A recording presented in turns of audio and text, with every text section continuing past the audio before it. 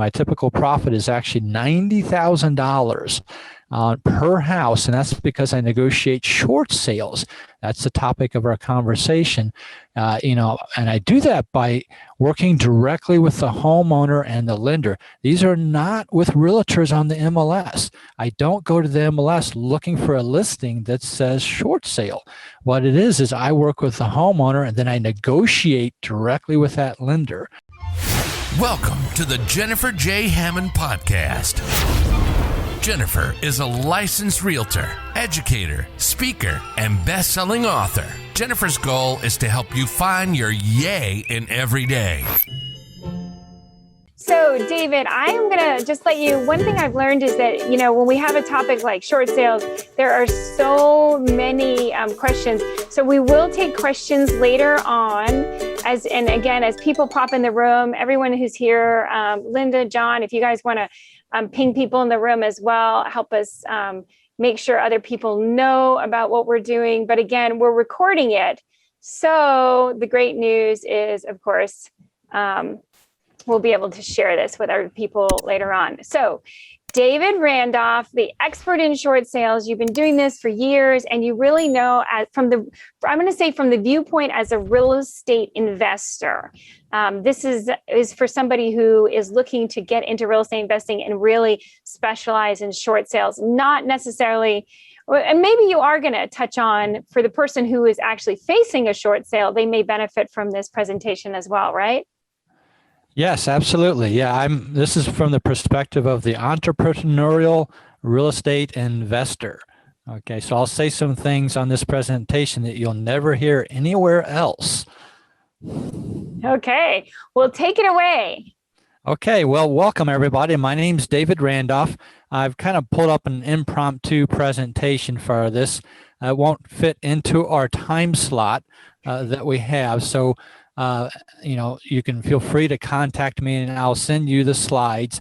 I have a much longer version of this presentation. So if you text short to my phone number, now not right now because I'm busy with Jennifer, of course, but later I'll send you the slides. I always hated it when quote educators presented something and you wanted the notes, the slides, and you couldn't get them. Well, I give my slides away for free. So if you text short to 636-685-2990. I'll send you the entire presentation that I have. That's an hour and a half.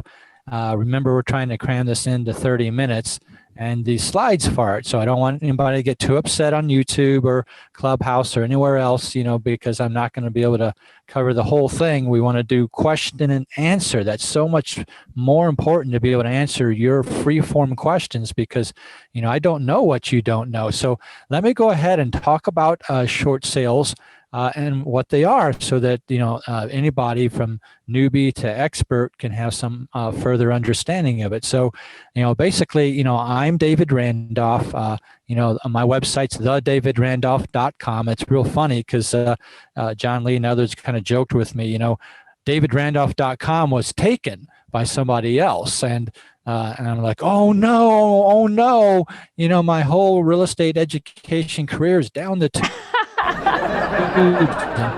People said, no, but wait a minute, aren't you the David Randolph? Aren't you the David? Like, yeah, I'm the David Randolph. Take that website. And so that's kind of how I ended up with that and stuff. And my email is David Randolph, no dots, at realtyrenovator.com.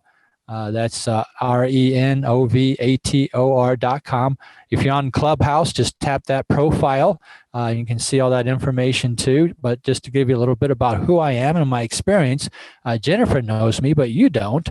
This is a presentation as a real estate investor, action entrepreneurial investor, kind of like John Lee is with his investing. So, I'm not an attorney, an accountant. I'm not even a real estate agent, Jennifer. Okay. I have very important real estate agents on my team. Okay. My power team, but not me. I'm not actually a real estate agent. I don't play one on TV. I'm not an actor. And then none of this presentation, this is that legal thing. Now, I know other professionals have probably an entire slide on the legal part, but basically, guys, this isn't meant to be tax or legal advice.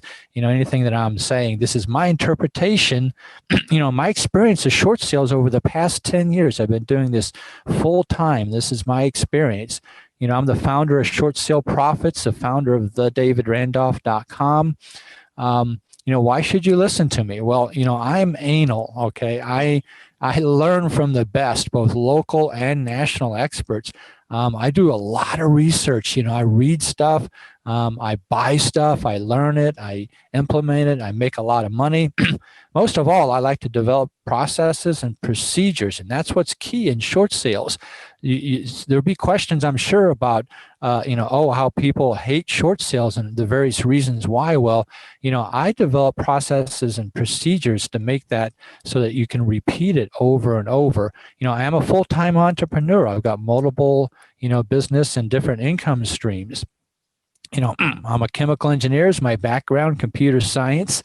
I retired from my corporate job in 2006 at the age of 42. My wife and I became full-time real estate investors in 2010. What happened in those 4 years in between? Well, it's called kids. Okay. And so I actually quit my job and homeschooled my kids for 4 years. Then I go, I'm 46. What do I do now? And Jennifer, that's when I started into real estate. At that time, was like, what is this real estate thing? And I went to a 3-day free conference and fell in love.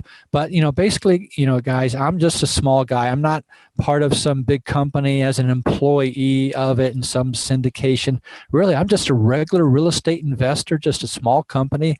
My little, LLC just rehabs about 5 to 10 houses a year. That's all we do. Now, one of my claims to fame is that all my renovated houses have sold in 7 days or less at list price or higher for 10 years. They're drop dead gorgeous. My typical profit, actually this slide is wrong here. My typical profit is actually $90,000 per house, and that's because I negotiate short sales. That's the topic of our conversation. And I do that by working directly with the homeowner and the lender. These are not with realtors on the MLS. I don't go to the MLS looking for a listing that says short sale. What it is I work with the homeowner and then I negotiate directly with that lender. And so a little bit more about me. I've been so blessed in real estate to earn almost $3 million in my IRA retirement accounts. I lend that out to other rehabbers. Okay, I'll lend them. My heart and passion is to help new rehabbers get started. So I'll lend them all the money to fix the house up, all the money for the purchase price, all the money for the points on the loan, and all the money for the monthly interest payments. In other words, you don't make any payments at all till you sell the house at the end of the loan. We'll skip that stuff. It's just about that. My claim to fame really kind of came through John Lee. He's on here, I guess. Take a look and see. But John Lee, his REHA group had me present in July of 2009, the short story and short sales, okay? And 150 people showed up to John Lee's St. Louis Real Estate Association meeting, STL REHA. 150 people showed up. There was standing room only. It was crazy. They had more new members sign up than ever. They ran out of all their new member bags for the year. And then they all got mad at me at the end because I had nothing to sell. There was nothing at the back table. There was no Saturday workshop. And anyway, so John Lee said, hey, well, just do one on your own. Just do your own Saturday thing. So I created one. And so ever since then, I've been teaching short sales and I love it. I have moved on to probably cutting my rehabs down to 5 a year this year, Jennifer.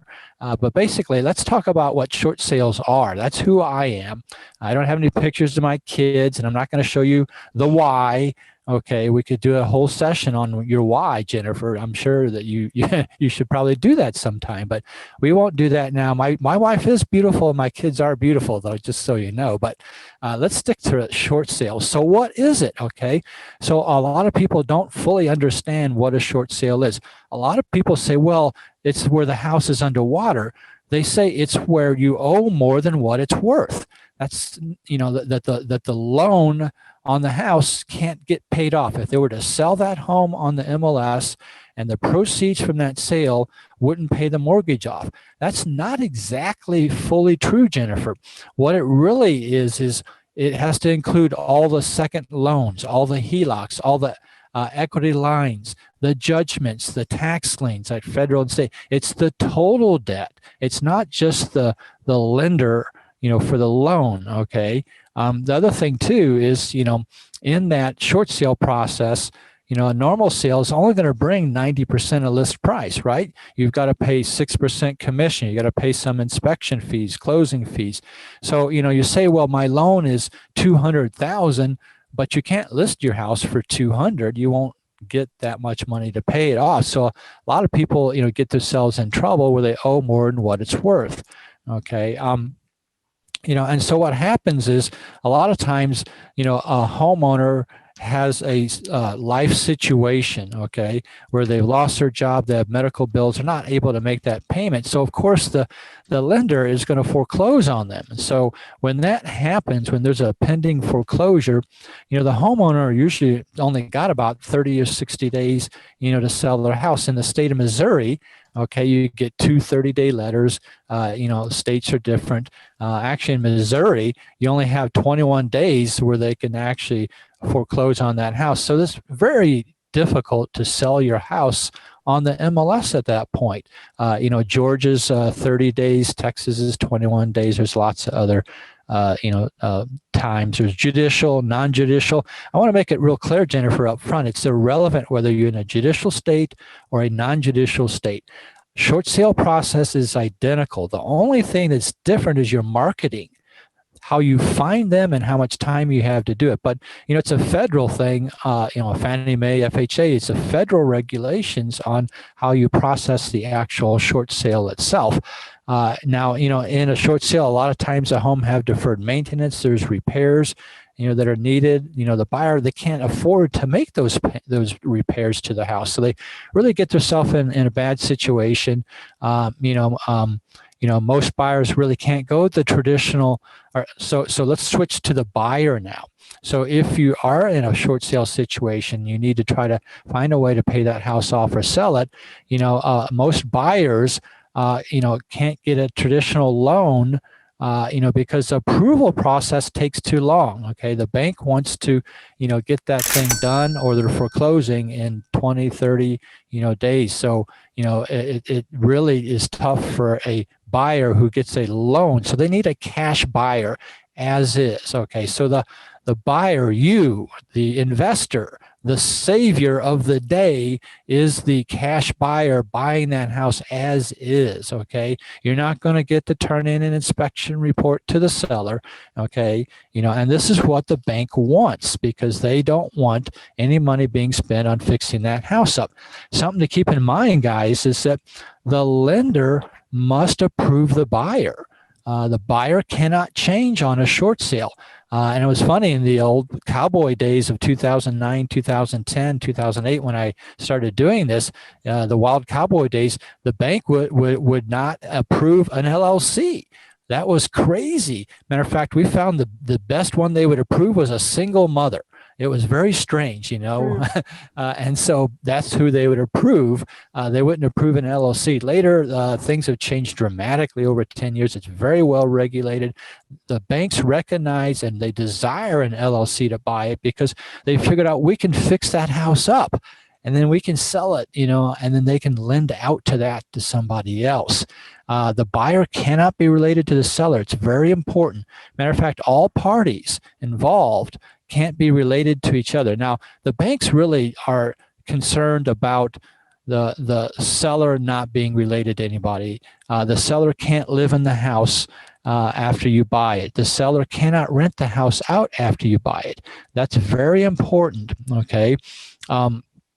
Now, probably could skip some of this stuff here, but the these are just some things. Text short to my phone number, and I'll send you these slides because we won't be able to go through all of them.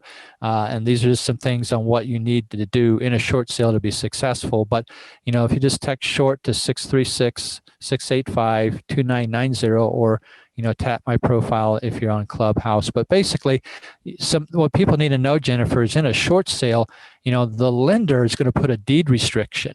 So you can't sell that house for 30 days for any price at all, not even $1. It's very un-American, I think, if you ask me, but they get away with it. And you can't sell the house within 90 days for any more than 20%. So keep that in mind when you get involved with short sales.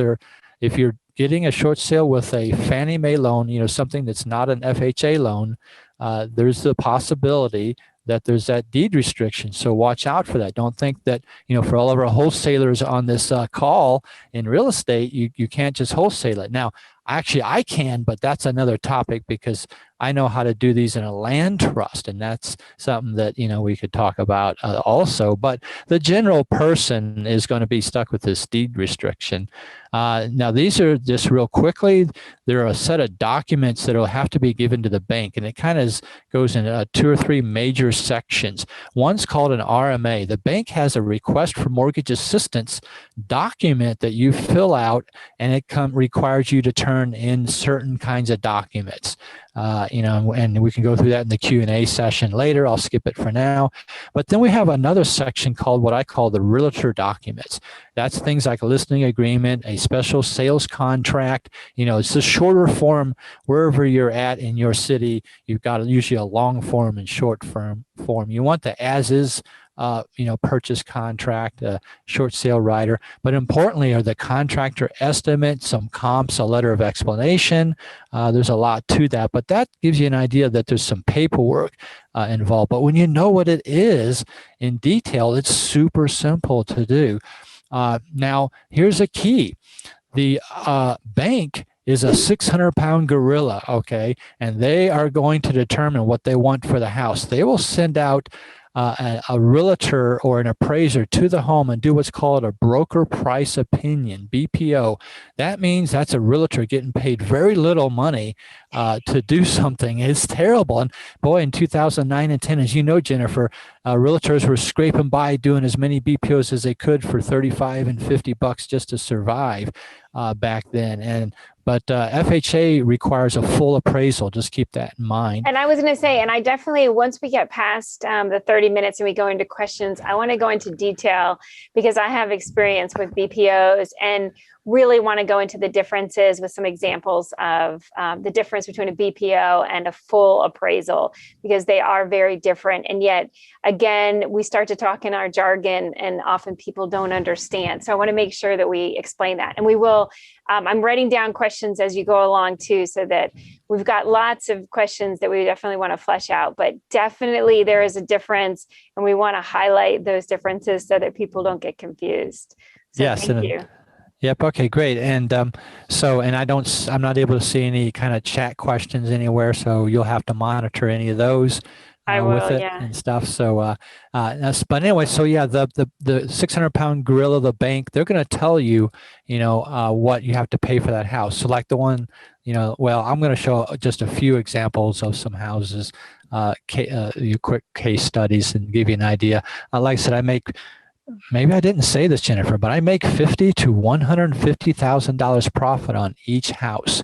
And these are $250,000 houses. And that's in St. Louis, Missouri. I've got students in like 9 states. And so, you make those kind of profits everywhere. But the result after they do this broker price opinion or the full appraisal is they tell you that I have to make $50,000 to $150,000 profit. They tell me the price. They say, if you want this house, you've got to pay $29,600. And then I sold it for $275,000.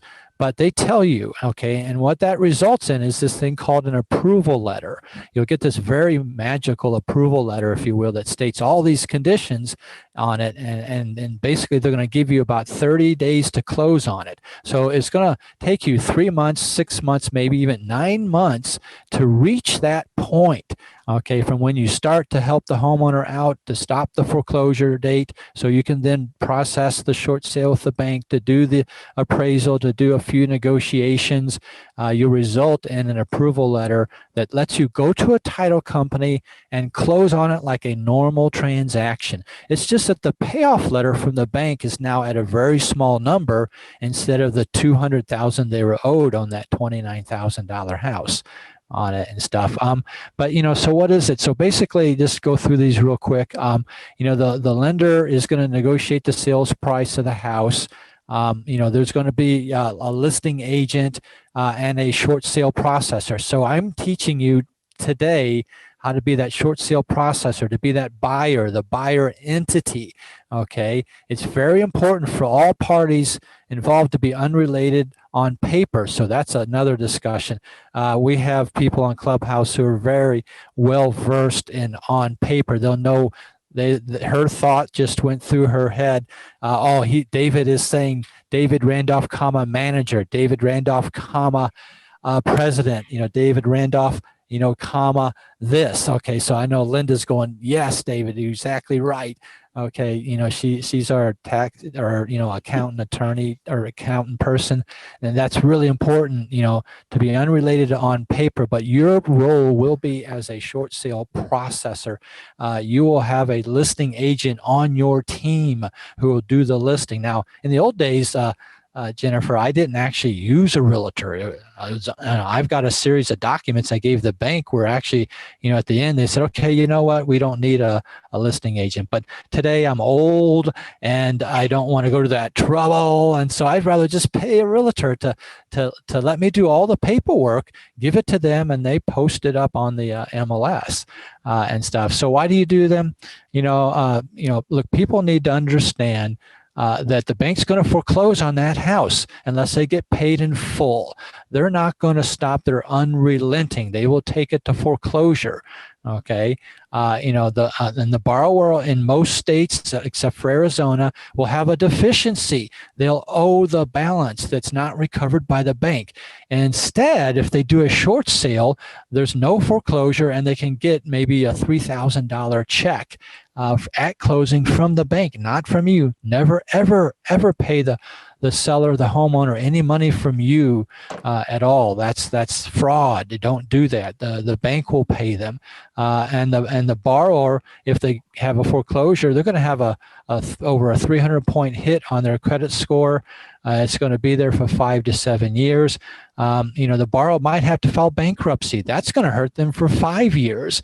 Okay, and so the so basically, one thing, David, let me interrupt you here for one thing, because I think it's really important, and you didn't put it on the slide and you didn't say it, but one of the purposes here, obviously, this is a real estate investing strategy, but also as you're going through all these things, you are also finding a way to help somebody who has gotten themselves in a situation, and you're right looking there at a way to really solve a problem. Because I think so often, we glaze through that and we don't think about how important that is to help someone. So I want you to continue in a minute, but if you don't mind, would you just share, we can go well past our 30 minutes, don't worry.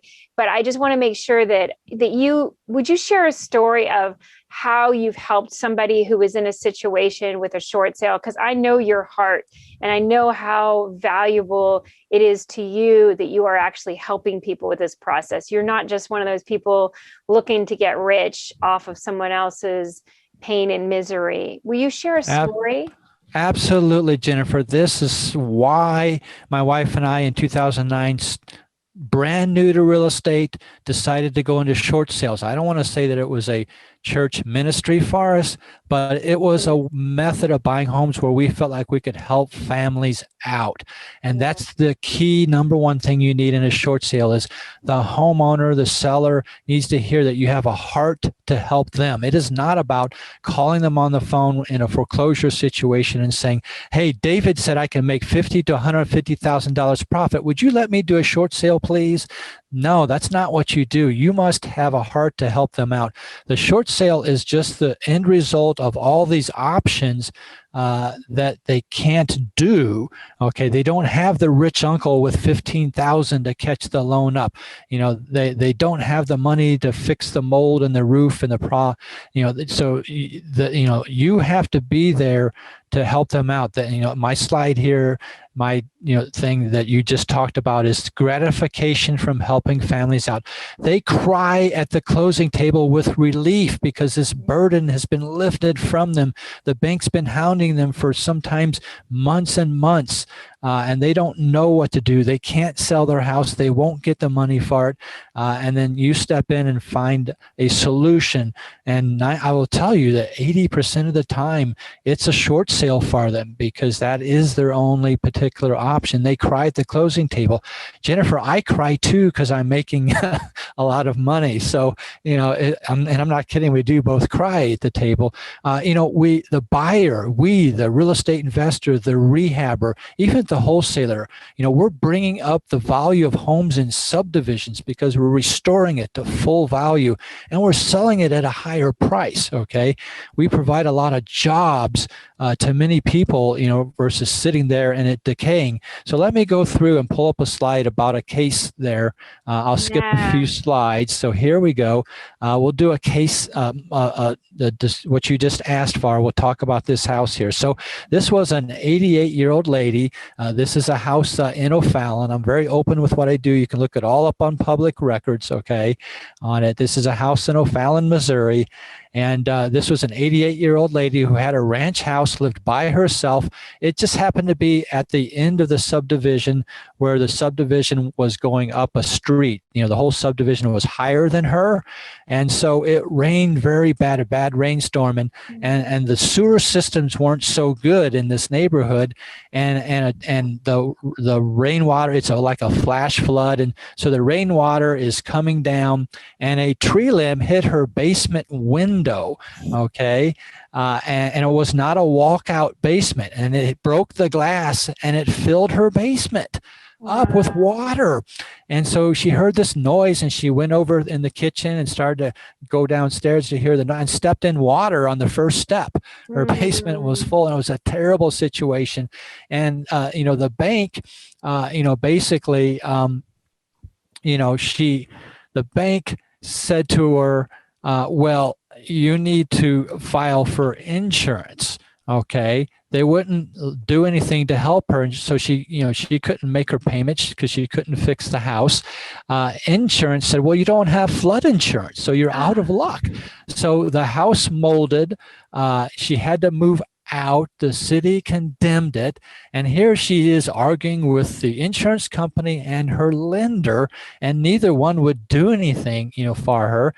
She didn't have the huge amounts of money needed. I bought the house and put $71,000 into it. She didn't have that kind of money. She didn't have flood insurance. And so, I stepped in and said to the bank, look, here's the regulations, okay? Here's the statement. So basically, I applied knowing what the short sale regulations and rules were, okay, and stepped into that case and was able to force the bank into doing a short sale, okay? So just real quickly as an example, I don't want to do hardly any examples in our 30 minutes, but to give you a perspective, since we're talking about this lady, I was successful. I put $71,000 and I fixed it up. I sold the house in 2 days, had 6 offers. I listed it for $184,900. It sold for $205,000. Like I said, all my houses have sold in 7 days or less at list price or higher for 10 years. I put them up at a fair price, and then people bid them over, and that's kind of not my fault. But anyway, and this is 2015. This is before the crazy stuff. My houses have sold like this for 10 years. So this current market doesn't mean anything to me. I've always said, well, just is there one buyer left? That's all I need. I don't care what the market is. I need one buyer. But I sold it for 205. Okay. So what do y'all think that I paid for it? I sold it for 205. I put 70 in it. So I had to pay less than 130, right? Because I wouldn't make any money. But what do you think I paid for it? Any guesses out there? Throw it in the chat box and the YouTube chat box or whatever. But well, Jennifer, what do you think I paid for the house? Less than 130.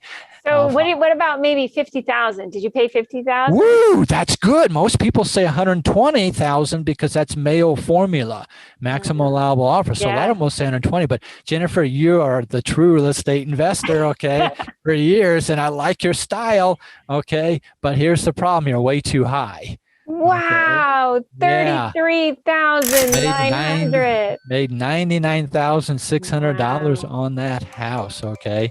With it and stuff. Anyway, so I could go